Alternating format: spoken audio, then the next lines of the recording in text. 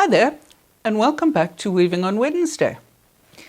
Before I carry on with today's little video clip, I'd just like to thank everybody that has taken the time to watch my videos, to give me a thumbs up, and to subscribe to the channel.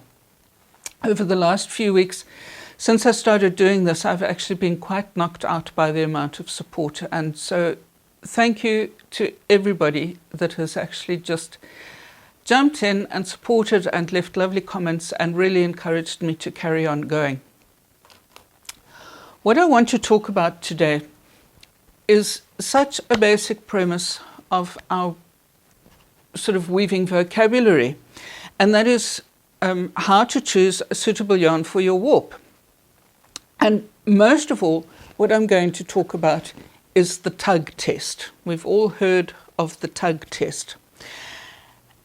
And it's something which I see so frequently demonstrated, and I would 90% of the time that I've seen it demonstrated, it is demonstrated incorrectly.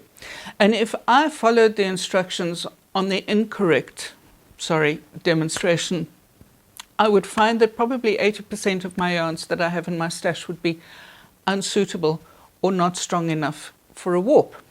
So without further ado, I'm just going to change the angle of the camera and focus it on my hands so that you can see what I'm talking about.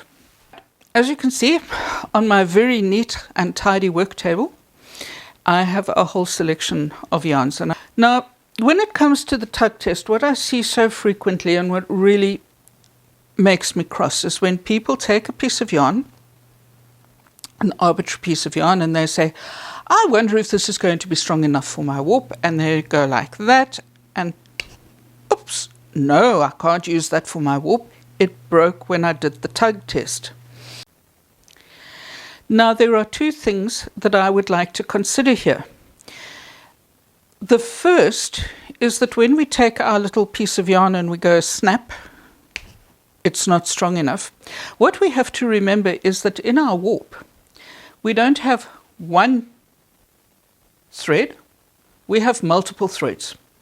So if I were to take multiple threads of that yarn, wind them together, so let's see, maybe I've got 4 here.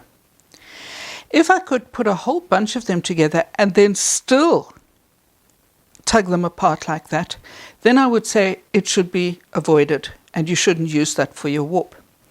The other thing is that people in general do the tug test incorrectly. And I think that's what makes me so cross, is there's a very specific method for doing the tug test, and that is like this. So you hold your yarn, put your thumb from one hand underneath it and your forefinger from your other hand on top of it. And now